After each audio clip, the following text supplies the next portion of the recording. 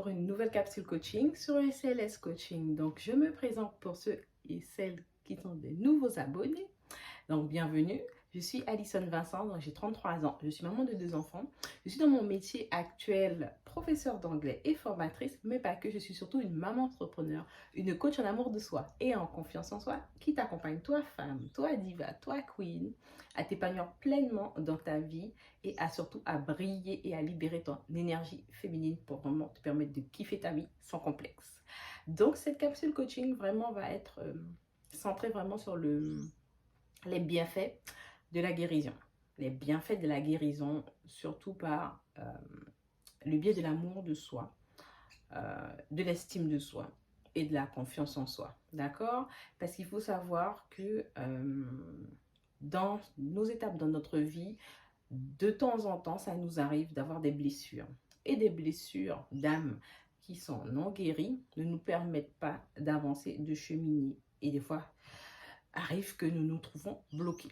D'accord? Donc, comment passer d'une âme blessée à une âme guérie? D'accord? Il faut que tu sois clair sur le fait que l'amour de soi ne guérit pas tout. D'accord? L'amour de soi est une base pour toi, pour te permettre de t'épanouir, d'accord? De te faire connaître un peu plus qui tu es, de te faire avancer pleinement dans ta personnalité, dans ton identité de femme, parce que tu sais très bien que on ne se connaît pas totalement, on a toujours la possibilité d'avancer, de se connaître, de se redécouvrir encore et encore au fur et à mesure où on avance dans nos années, dans nos étapes de vie de femme, hein, d'accord? On est toujours en redécouverte de soi. Et l'amour de soi, en fait, c'est ta première base, d'accord?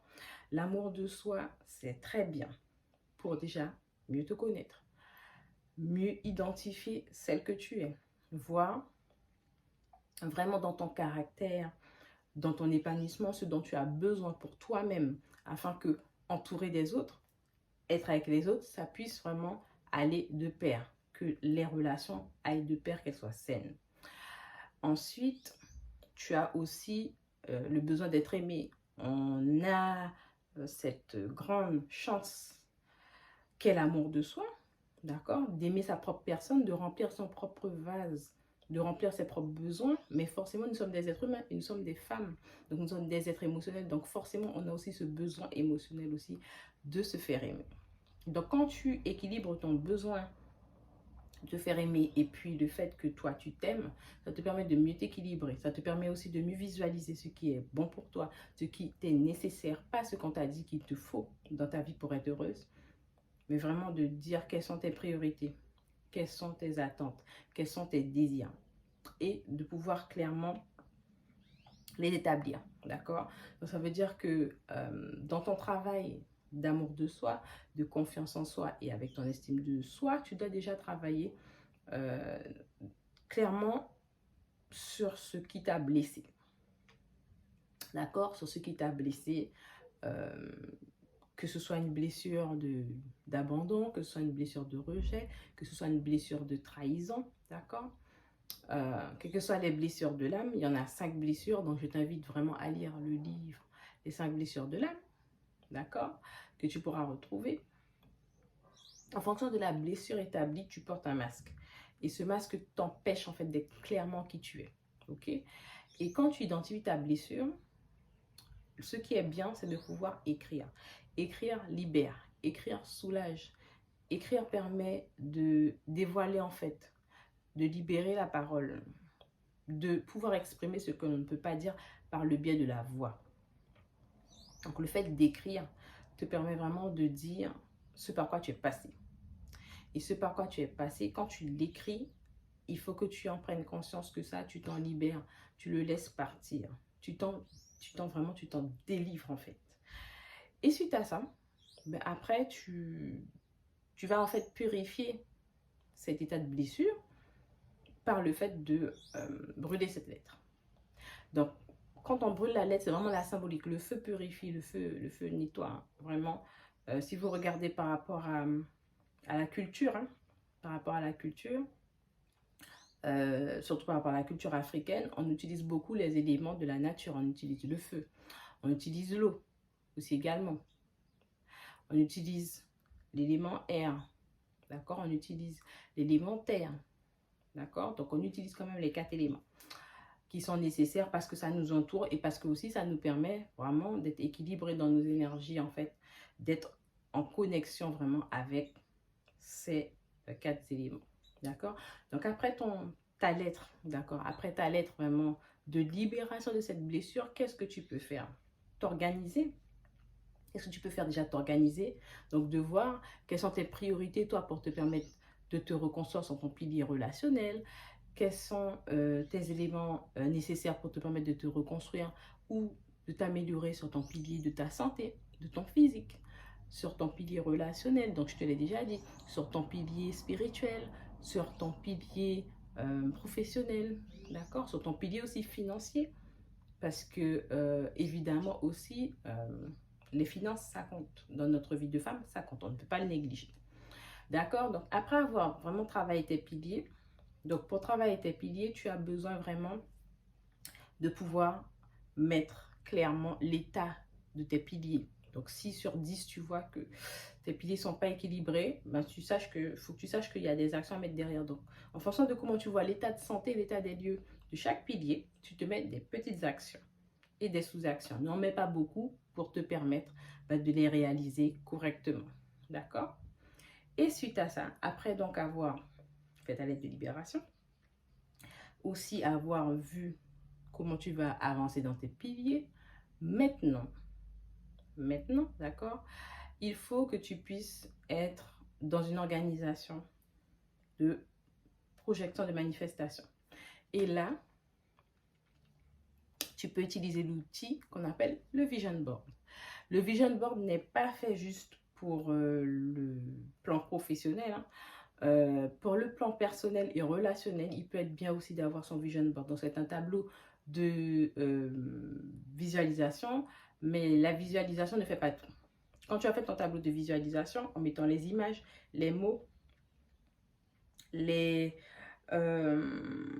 désirs que tu veux manifester, la visualisation, c'est bien. Qu'est-ce qu'on fait après la visualisation? Eh bien, il faut qu'on puisse manifester.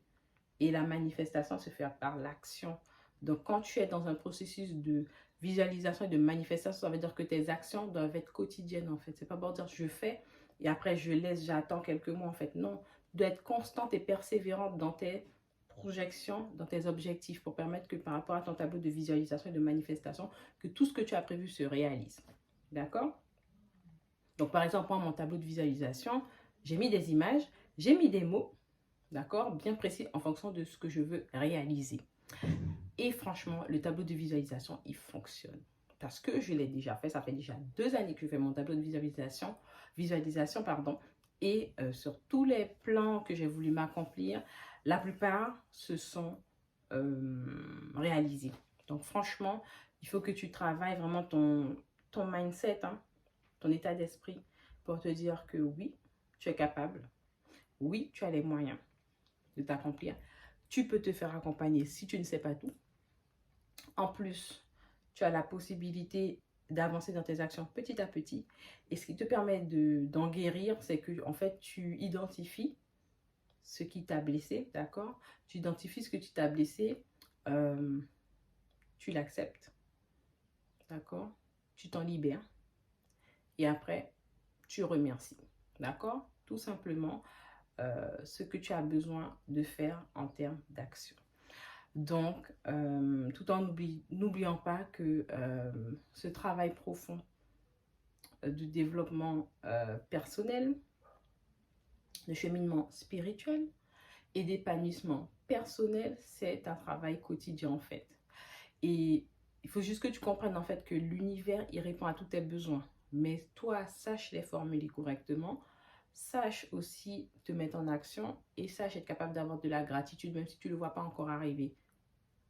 Mais déjà, fais les actions concrètes, fais les choses concrètes, nettoie, libère ton espace de vie, nettoie, libère ton espace environnemental avec les personnes qui t'entourent, les proches qui t'entourent.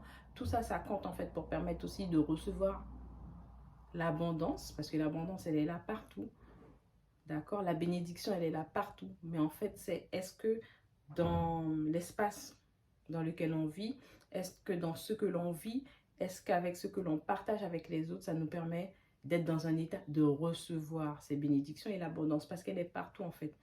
Et tu es capable, toi, femme, de créer l'abondance à chaque instant de ta vie. Chaque jour, tu peux créer de l'abondance. Chaque jour, tu peux créer de la richesse, en fait. C'est pas lié au bien matériel, en fait. La richesse et l'abondance, c'est surtout le fait que tu as les moyens de vivre une vie décente, une vie qui te plaît, une vie extraordinaire, une vie où tu te limites pas parce que tu te dis ah non je ne peux pas, parce que tu te laisses pas bloquer par des pensées limitantes, mais tu te dis que je me donne les moyens et je peux me faire plaisir, je peux faire plaisir à ce que j'aime, je peux m'accorder des temps de pause, je peux m'accorder des temps où je me fais plaisir, où je me fais chouchouter, où je prends soin de moi, ou aussi je me repose, où j'ai le temps de méditer, de m'isoler et de me faire du bien en étant en connexion avec les éléments qui m'entourent de la nature. Ça aussi, c'est prendre soin de soi.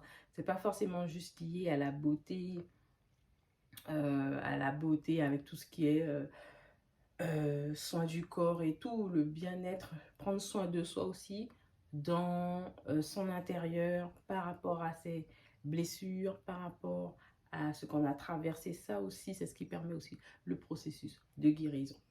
Voilà, donc voilà pour cette capsule coaching du jour. J'espère qu'en tout cas, ça t'a parlé, ça a été long, mais j'espère que tu prendras surtout ce qui t'est nécessaire. Tu n'oublies pas en tout cas de liker cette vidéo, de la commenter, de me dire surtout ce qui t'a été le plus pertinent et puis de partager bien sûr, voilà, à celles que tu connais. Ok les divas, donc on se voit le week-end prochain et je te dis à très bientôt. Bye bye.